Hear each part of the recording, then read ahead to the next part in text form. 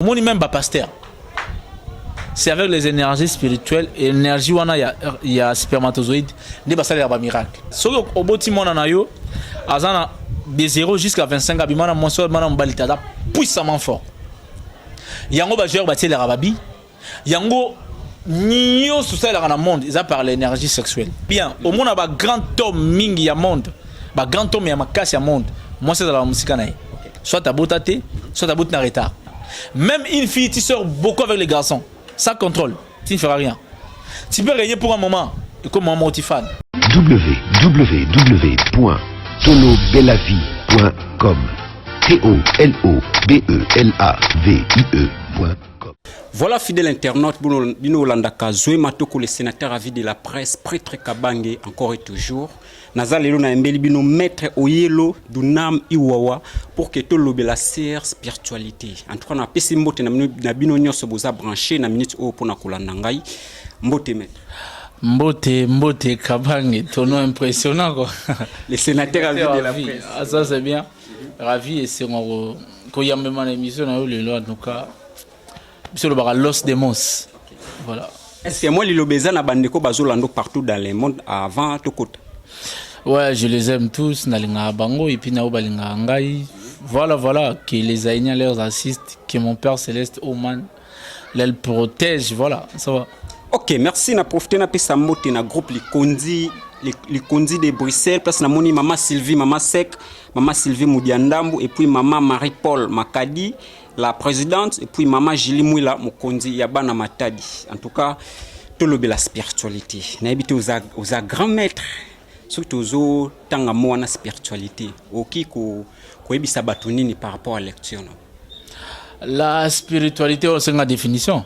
En fait, la spiritualité c'est un art. La spiritualité c'est un art.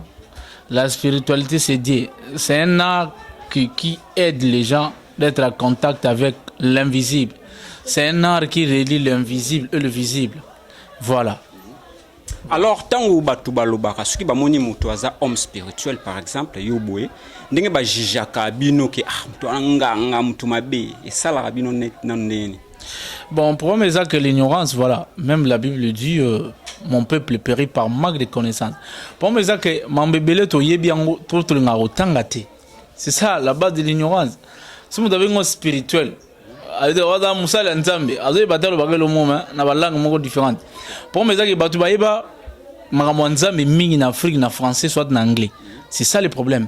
Batu balingi ko tanga te, il ramasse des choses péjoratives, c'est-à-dire nanzela a ramasser momo so kine asa magicien amoni ne dire somme or ayebite yemo ko asa magicien voilà so le asa spirituel, tout homme est spirituel parce que même dans la Bible dit c'est l'esprit qui vivifie la chair. Voilà. C'est-à-dire qu'en d'autres termes, c'est l'invisible qui fait les visibles. Mais ça que c'est-à-dire que ce soit les pasteurs, sans la spiritualité, pas pasteur, que ce soit des prophètes, que ce soit des imams. Donc la spiritualité est ça na balang na biso simple, c'est-à-dire que kibonzambe. Voilà. Alors pourquoi ils alaraké mutu tango azana connaissance? Est-ce que mutu abota mape en connaissance? Ouais, mutabota mana connaissance, mais comme on a conscience qu'il y a une connaissance de la problème. Pourquoi et arriver à neni ni mutake ko luka connaissance c'est pas. Voilà parce que mutoaza neti na loba neti. Moi neti mwana muka bota mana to bota marabana mike. Ils ont un encadrement, il est oloni aubergine, oloni elo mo na jardin. C'est-à-dire elo qu'on a besoin d'encadrement et bimi. Mais ce qu'on encadré était au kufa. C'est ça le problème. Mutabota mara to bota ma doit doter na nyoso na vie.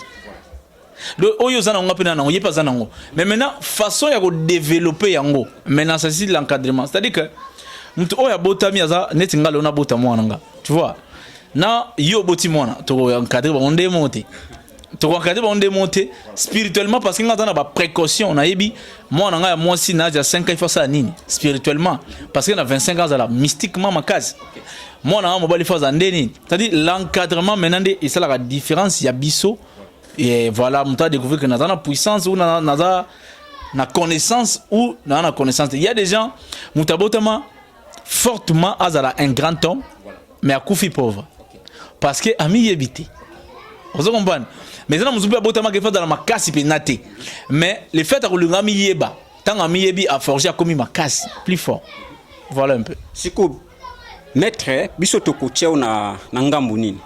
Tant to mona nganga, bato babi chaka wana. Na yo za côté. Donc le problème est que il faut pas yeba lelo, tu vois, il faut pas yeba la spiritualité za nini. Eza la nganga, eza la pasteur, eza la prophète. Et là, Jésus sont tous des spirituels au départ. Baza bato batala mambetali moli babenga banganga nzambi. Voilà. Donc bon baza banganga. Mais maintenant dans le monde spirituel c'est divisé en deux. La haute spiritualité et la basse spiritualité. C'est-à-dire que mutu oyo ayebi ki bonzambe ayebi ba loi ya nature ayebi ba règle universelle oyo régisse ba planète na biso na ba constellation ba galaxie aza kusiko ko ignorer yango. Vous comprenez? Ayebi ke so na yibi eloko mutu ngabe bo yibanga mais il s'en fout de ça. Ayebi ke so na bomi mutu na zo créer des équilibres na nature mais lui s'en fout de ça. Yabe nga mosu banganga ou soit na ba pasteur peut attendre banganga, c'est-à-dire que un pasteur il est à l'église, l'altruisme c'est bon pour l'évolution de l'homme. Mais lui, il n'a pas kabela batute. Vous comprenez? Un pasteur, il veut coucher dans l'église. C'est-à-dire que la basse spiritualité. Pasteur, 4 jeeps, ça coûte au moins $200,000. Vous comprenez? Mais il y a un bateau offrande à 2 000 francs. Tu t'imagines? Batouana baba chômeur. Ils ont rien. Au lieu de 200 000 wana, ça la société même y a ba jus. A engagé Batouana baba no ça ba veiller ba 2 semaines ba sala raté ba zomi sala. Ba kumisa nzambe autrement. Mais y a d'autres peuvent pas ba 2000 francs pour tina moi na poto. Ande mona nganga. Ba c'est la basse spiritualité. C'est-à-dire qu'on différence que bato ba yebi ki bonzambe bazo respecter ki bonzambe. C'est-à-dire ba loi ya nature na bato oyo baza ko bafouer ba loi ya nature. Voilà. Nous avons la basse spiritualité. La basse spiritualité. Mais moi, je fais la haute spiritualité. Je pratique la haute spiritualité. C'est ce que moi je fais. Donc, c'est-à-dire que j'ai le principe, naïbike, oh, si on a sali mabe, on a la pini dans la nature. Ce qui n'a sali bolam, c'est-à-dire quoi? Na sali bolam, on doit doucir le karma, on a et puis on a créé monde moko meilleur pour ma vie future. Na yebike mutunu ngazaboe avant na botama lelo na botama déjà. Là na okufa c'est une nouvelle naissance. La mort n'est qu'une nouvelle naissance. Voilà. Donc on a quoi apprendre na roya sous na botama vie prochaine. Donc so ça dit ba mabebele na vie prochaine nga na souffrir ma case. Je respecte ces principes là. Moi je fais la haute spiritualité. C'est-à-dire que je ne fais pas de sacrifices humains. Déjà, il y a un côté dans le cimetière, bon, non. Je traite avec l'énergie créatrice. L'énergie solaire. Je ne traite pas avec les esprits. Non, on a un esprit. Un maître spirituel qui ne traite pas avec les esprits, c'est moi. Moi, j'utilise de l'énergie positive. En aucun jour, on a eu le cimetière, tout ça, la cérémonie. Non, on appelle ça même élève au sein de la Nabuto. Pourquoi au sein de la Nabuto? Parce que dans Nabuto, les énergies sont négatives. Solaire, ça a côté sombre, il y a Moi. La terre a une bonne position dans Moïté. Les énergies deviennent négatives. Il y a un moment où profitera misala ya mabe kimoyibi bakuluna kindoki. Et ça l'air négation ça l'aimera. Mais quand toi tu pries la nuit, aux puissamment fort au yebi l'air dans un moment où batu basala raba marambu ya mabe les énergies négatives barenyak. Toi quand tu n'es pas fort, ba attaquer yo. Au moment où yo semble l'air mon andoki. Aux autres déranger fréquence na vient attaquer au ma caste.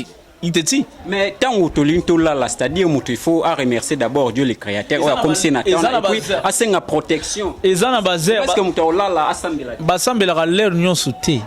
Il y a des aires appropriées pour la prière, il y a des moments, il y a aussi des endroits. Vous comprenez? Tu sambela net bisambela sambela net ovanya na sambela. Ah té. Vous comprenez? Na ko mona wendete non sambela. Non, il y a des endroits appropriés pour la prière et puis il y a des heures. Vous comprenez? Tant que tu souvent la prière par rapport à la position de Moïse. Même même l'école pour les consulter la position de Moïse. Parce que le soleil c'est le plus grand dieu de notre système solaire. nzambe ya munene eza moi to respectera na nos position nyonso to sala na vie eza en rapport à moi. Mais maintenant yo to sambela na 23h pour faire quoi? Tu attires quelles énergies? Au moins 19h tu peux prier. Oui. Ça va, tu clôtures ta prière. Mais 0h, mon frère, ma soeur, ressemble à 0h. Est-ce que ça m'a cassé spirituellement? Si vous avez cassé spirituellement, de me préparer l'attaque. Il faut préparer les attaques. Si vous avez veillé, on a bandi ba prière, ba démarrer 22h, 6h. Tu n'as pas eu de mezala makasi. Si tu n'es pas forte, qu'on semble la valeur ou en athée. Parce que les énergies sont négatives. Ils ont l'air où ils ont approprié. T'es pour la battre, semble la chose dans ma cassité. Moi, je peux prier à 23h si j'ai un truc à faire. Je suis fort. Il n'y a aucun logo à ma bégo salanga. Ils ont parce que je connais mon corps, je n'ai pas côté non vibré. Mais mes élèves, comme dans ma cassité, n'a pas ça, on ressemble à l'heure. C'est le moins 4 heures, 5 heures. Voilà. Voilà le soleil. Tu es dans la bonne position à soleil. Voilà, un peu. Mais tout le monde sait que rouge, rouge, rouge, rouge. Pourquoi? Ah, ce n'est que la couleur, c'est que la vie. Na rola ta noir. Rouge, rouge, donc makila. Mais makila c'est la vie, parce que vous makila aux Andes. Rouge, rouge, non. Non, ce n'est que la vie na latinanga, c'est latika, rien à voir avec une chose, c'est là na latinanga. C'est la fois passée na rola ta bleu bleu, na rola ta rouge blanc, na rola ta noir blanc. Rien à voir. C'est-à-dire que Batou tellement ba kotsa Batou buzo ba na mitou. Vous comprenez? Mutakomo na mutalati boy couleur mamo ezali bandoki. Soki comme Hollande la pena que logique wana bato nyeso ba otika mutakala na nzela. Est-ce que oui? Je te dis vrai parce que chaque elamba to la ta ezana marque de spiritualité plateau ça elamba wana. Chaque eloko net micro o ezana marque nango o ça la puissance pour bateka ngo. Est-ce que oui? Chaque eloko ezana marque spirituelle nango mais bino bolata ka boza bato bozo lata ka bosa la raté. Kindoge za place ni. Parce que nous na kindo. La couleur est belée dans mon kili. La couleur, il y a milliards de couleurs, des milliers de couleurs. Ok, biso na terre te ko fini couleur te. Vous comprenez? La couleur, ils a babi les beaux et les couleurs ne se discutent pas.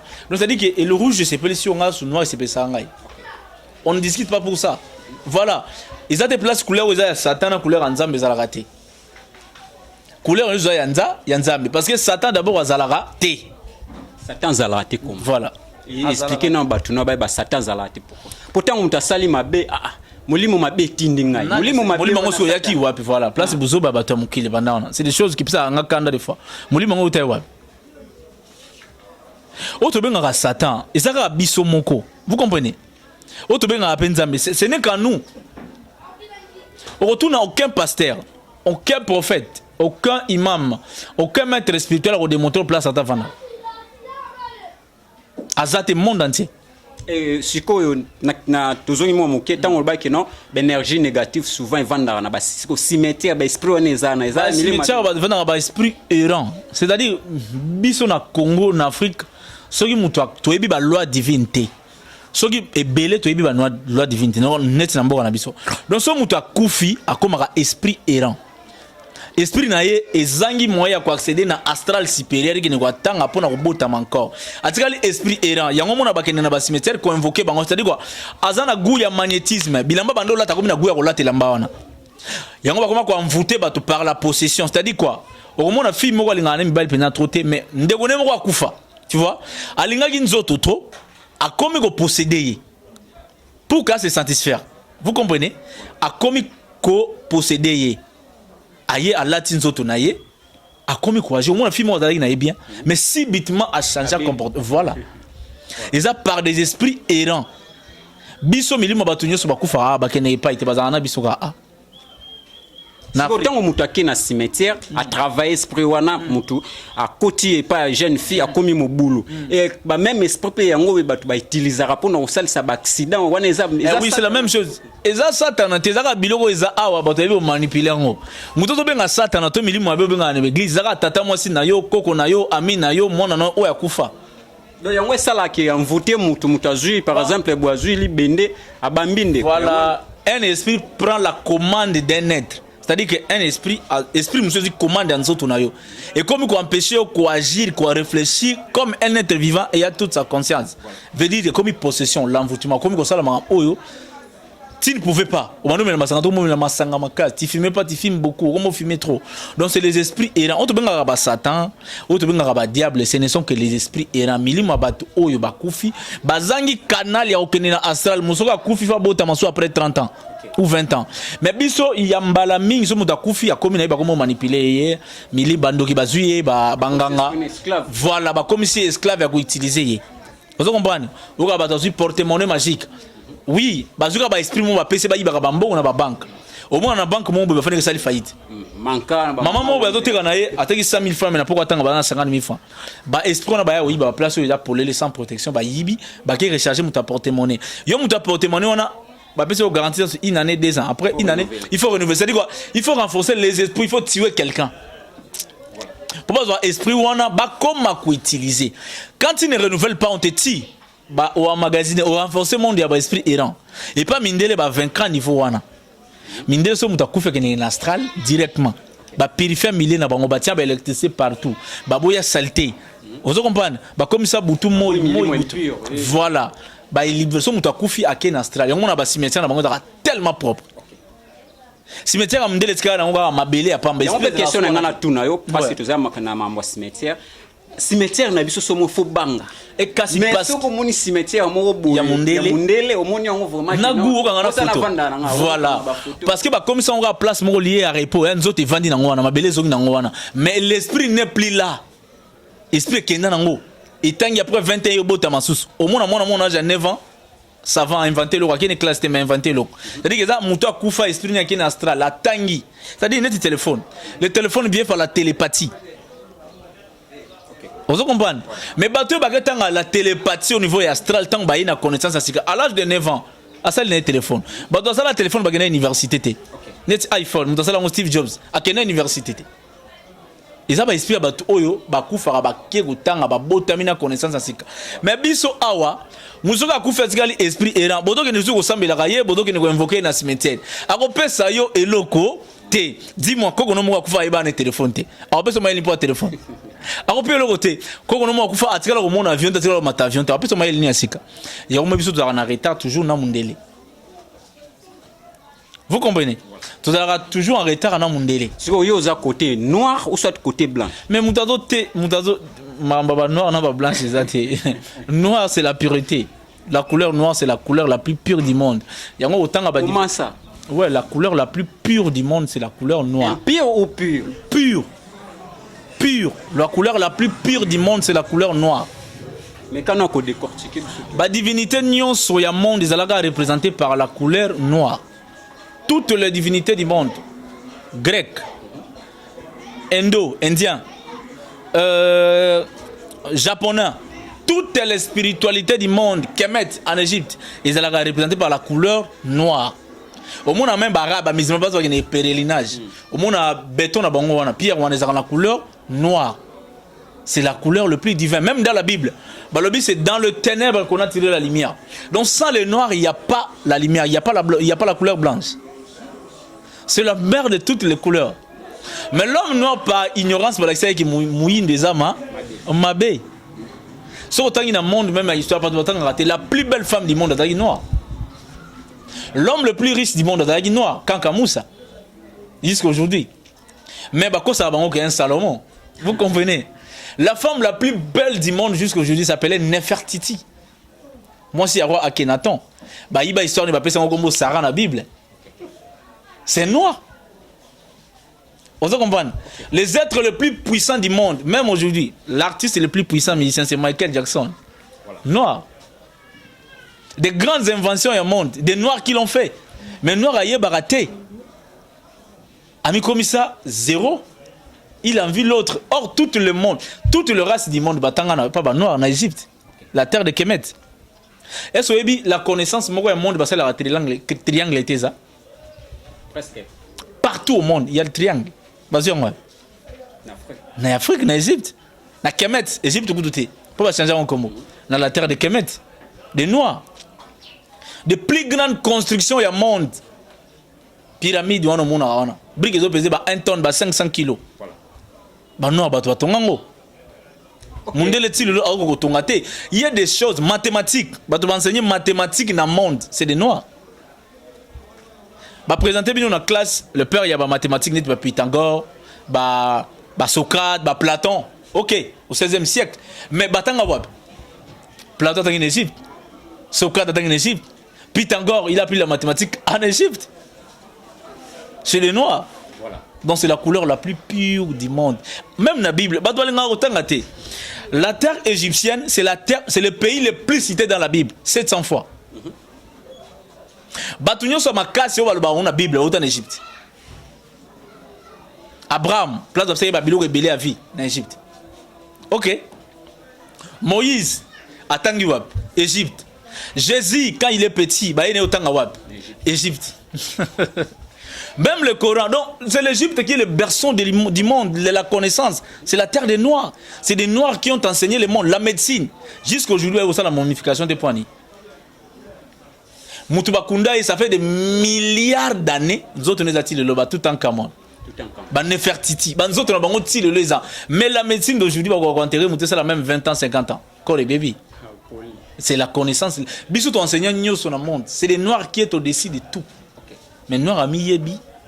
Voilà, tout le la purification. Comment est-ce que Moutou a komaka impur et n'est Moutou faut comme pire à se purifier? Ah, alors c'est des monstres. Voilà ma question. La purification, ils ont parmi les arts oyo, les noirs, ils ont raté. Au moment où ils ont mindé bandoki par ignorance. Pour les noirs aujourd'hui, soit aux musulmans, soit aux chrétiens, aux diables. Je te dis vrai. Soit aux musulmans, ou soit aux chrétiens, aux diables. Au même place qu'ils ont en noir ibanda. Vous comprenez? Soit tout noir bien. Est-ce que le pays où il y a monde déjà développé dans le combat Jésus? Vous avez mis le pays où il y a monde déjà développé dans le combat Jésus. Pays où il y a monde déjà arabe, déjà pays arabe, déjà développé dans le combat Allah. Ou bien Mahomet Eza. Vous êtes journaliste d'investigation au Salango. Pays où il y a Jésus, déjà pays pauvre. Tous les pays du monde ressemblent à Jésus. Ils ont pays pauvre. Vous savez pourquoi? Le christianisme crée des ignorances. Vous comprenez? Tous les chrétiens, ils ont confiance en Dieu, ils ont confiance en Dieu. Et pas les Moutou na ça la raté, c'est la Bible qui fait tout. Après ça, que le livre nous va modifier le look, va changer. Le christianisme est développé beaucoup dans le monde. Tous les pays des chrétiens sont pays à pauvres, pays à mendiants, pays à souffrants. Parce que l'homme chrétien, c'est quelqu'un qui est existé, qui existé en place. Ou qu'à travers le binzamba kosa, à kosala, au lieu de travailler, il y a tout.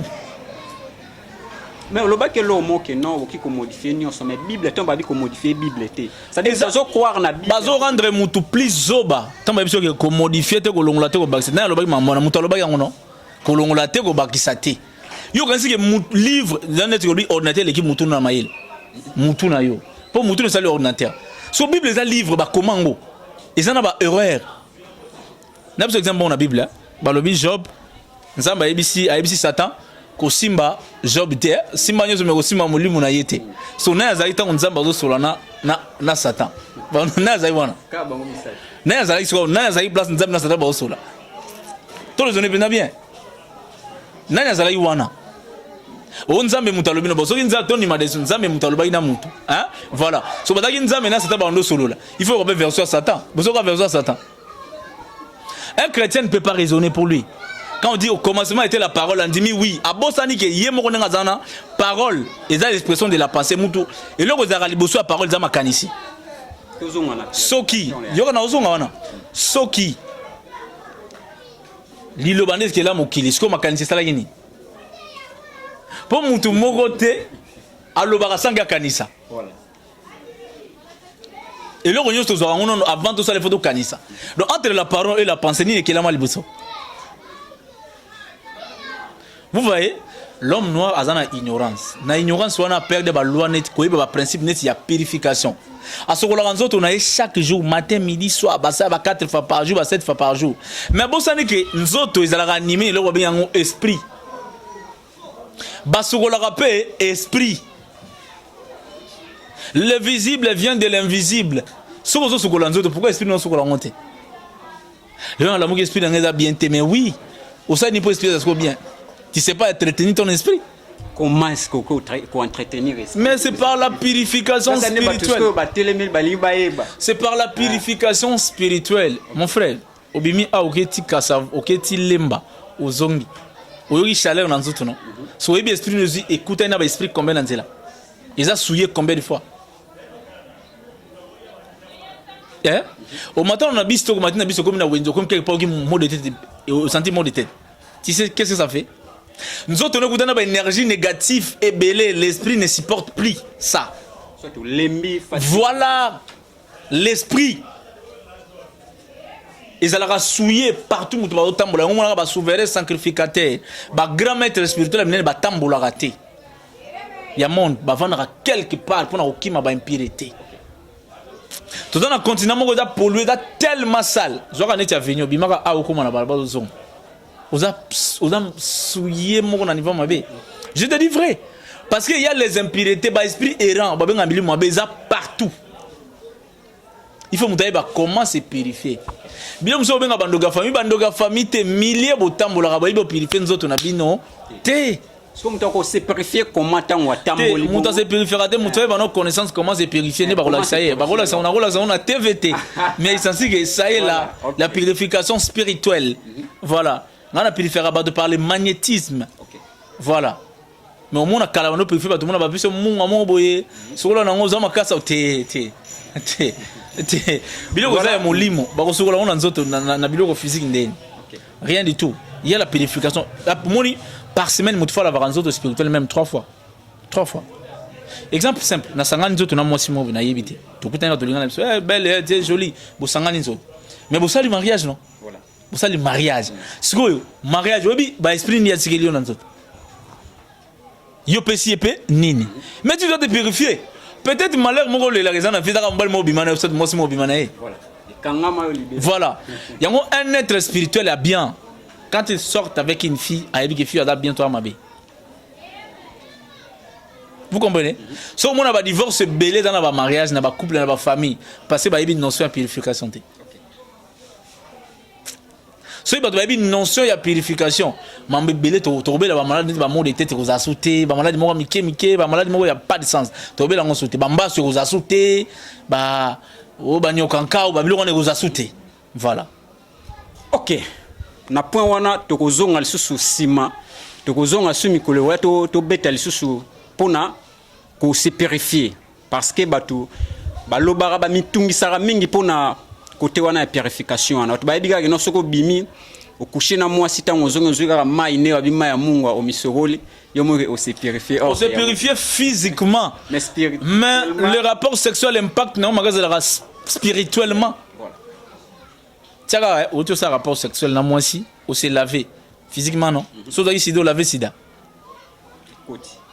So vous avez microbe et le ouais. Té, mais parce que ba mambo zo mona noter na microbe niveau en tout spirituellement combien de choses que tu as rencontrées. Voilà. Et belé.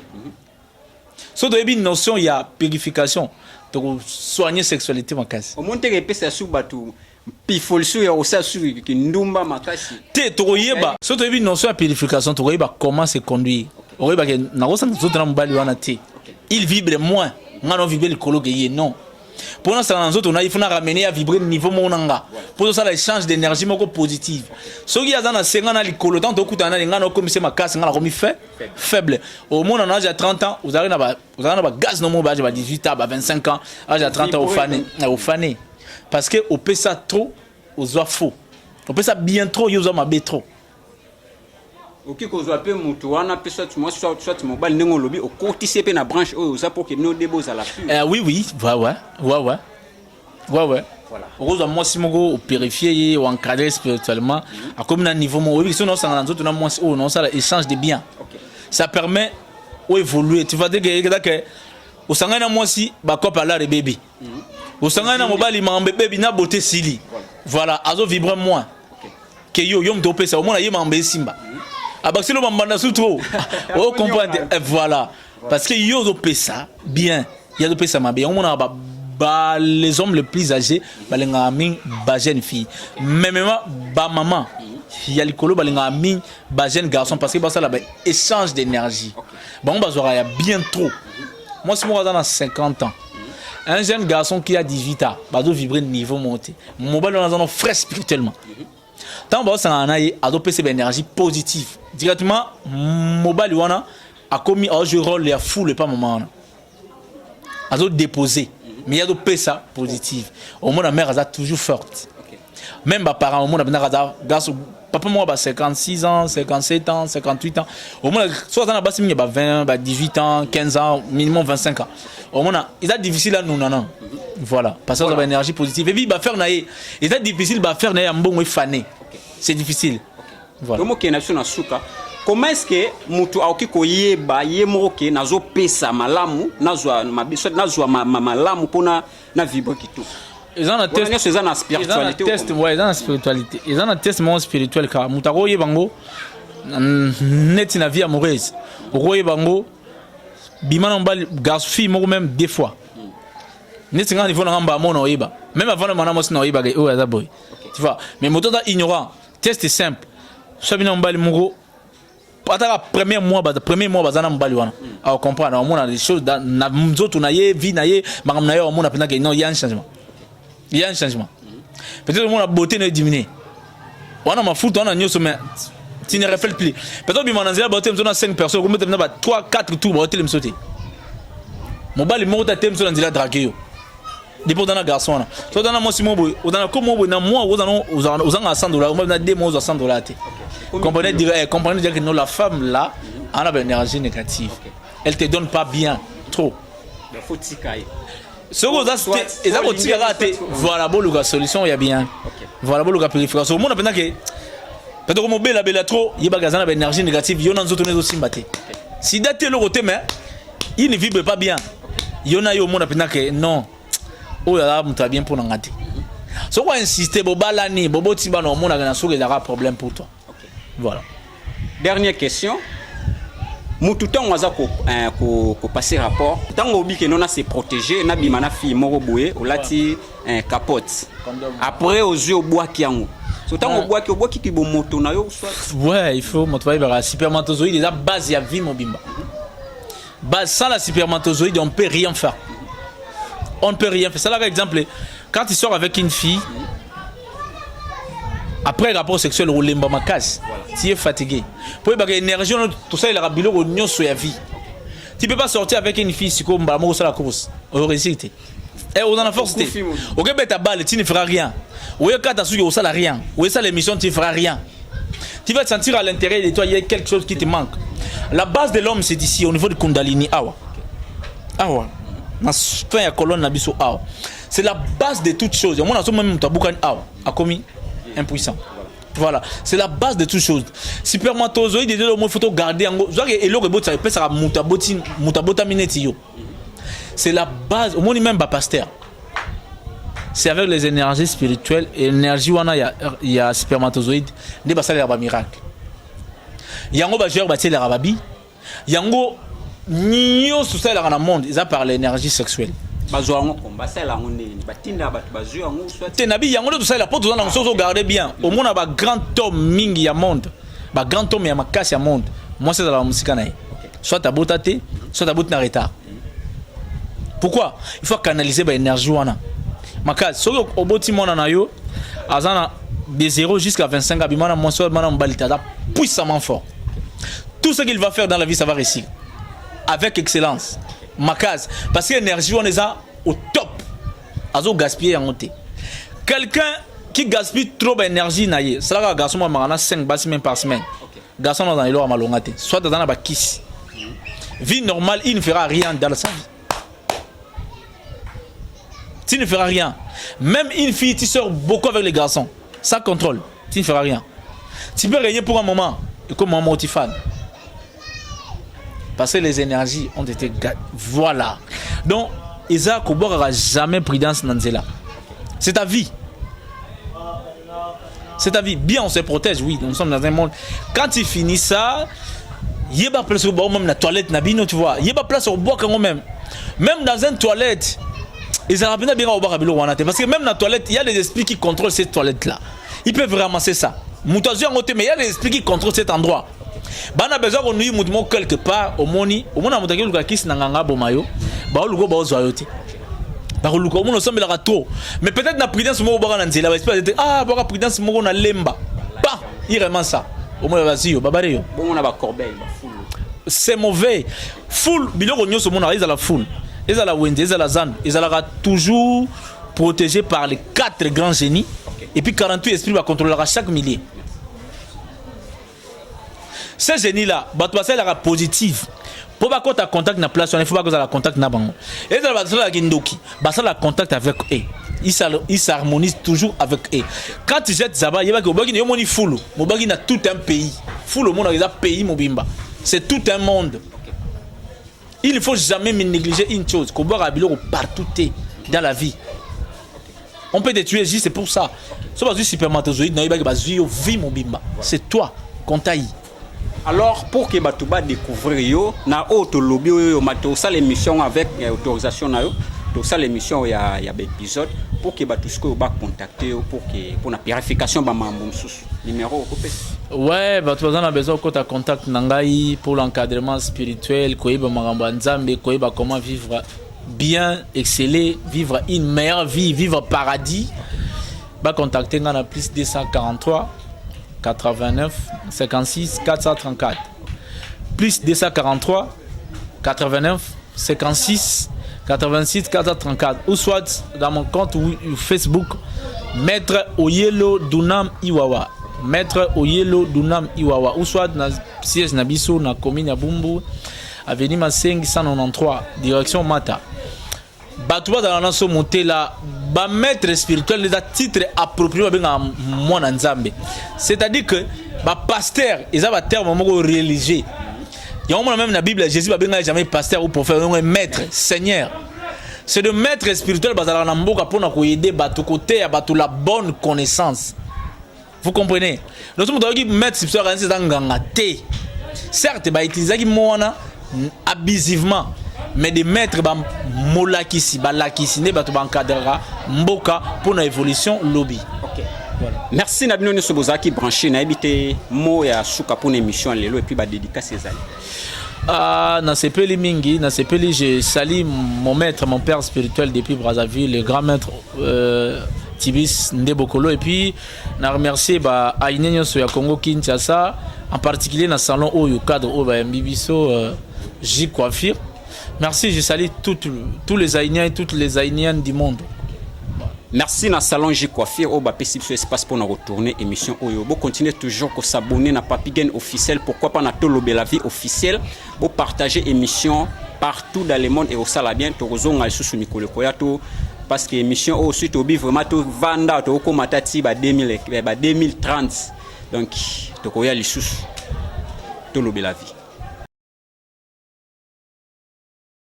www.tolobelavie.com TOLOBELAVIE